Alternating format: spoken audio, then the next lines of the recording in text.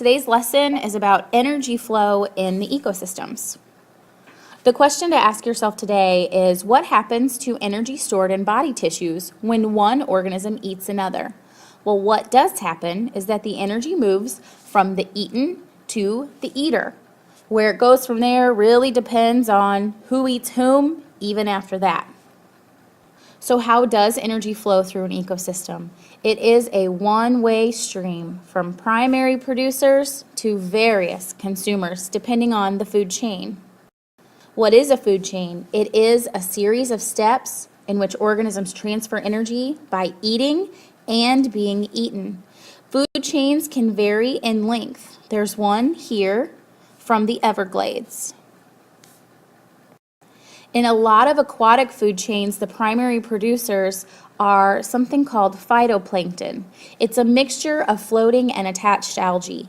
These are then eaten by small fishes, such as the flagfish here.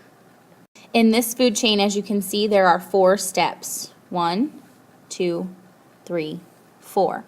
So the top carnivore, is 4 steps removed from the primary producer.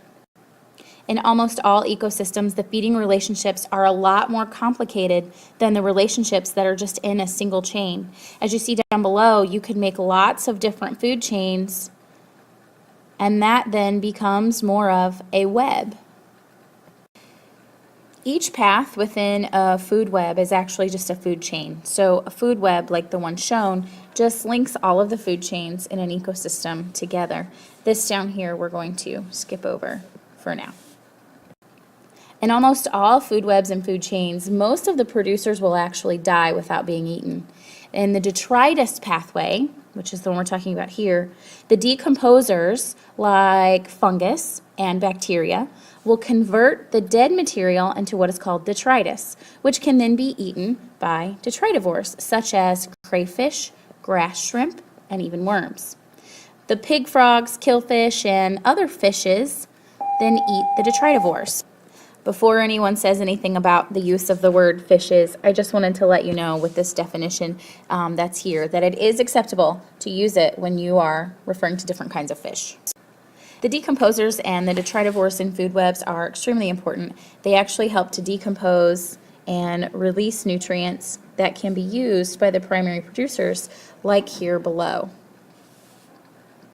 They help to recycle the nutrients that then can be used again. A lot of times there can be disturbances in food webs, and if it happens very low on the food web or the food chain, it can really have a dramatic effect.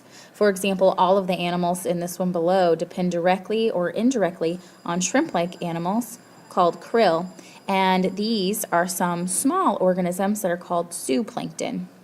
In recent years, there have been a lot of reductions in the krill populations, and so given the structure of this, a reduction here means that all of these organisms are then affected afterwards. In this article here, you can actually see that it's a discussion on penguins, but the reason why their populations are in free fall is because of the krill populations that rely on the sea ice. And that's actually because the sea ice is reducing, so are the krill, and then so are the penguins. We'll quickly talk a little bit about trophic levels and the different ecological pyramids. There are 3 different types. There are pyramids of energy, pyramids of biomass, and pyramids of numbers. We're going to look at all 3 of those. So each step in a food chain is called the trophic level. The primary producers always make up the first trophic level, and the various consumers then occupy the other levels. Theoretically, there's no limit to the number of trophic levels in a food web or the number of organisms on each level.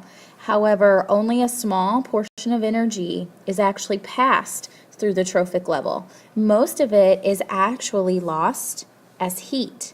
You'll notice here there's only 100% and only 10% of it gets passed. Only 1% and 0.1% of the original energy makes it to the third level consumer. Most organisms spend the energy that they acquire on their processes, such as respiration, movement, growth, and even reproduction. So what's left to be passed to the next organism that may eat it isn't much. I always give the example of you. Let's say you had a cheeseburger for lunch, and then you run around, you go to your other classes, you do whatever it is you need to do that day.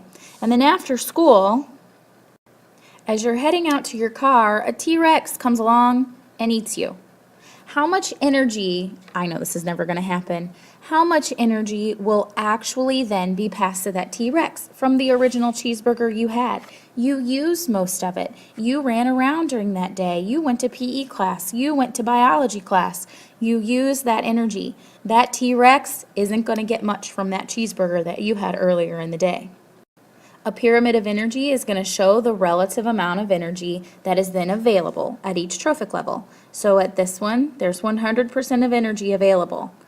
Here, there's 10%, again, 1%, and 0.1%. That's not very much at the top.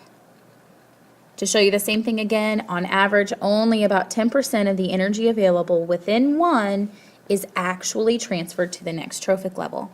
The more trophic levels that exist between the producers and the end consumer, the lower the amount of energy is.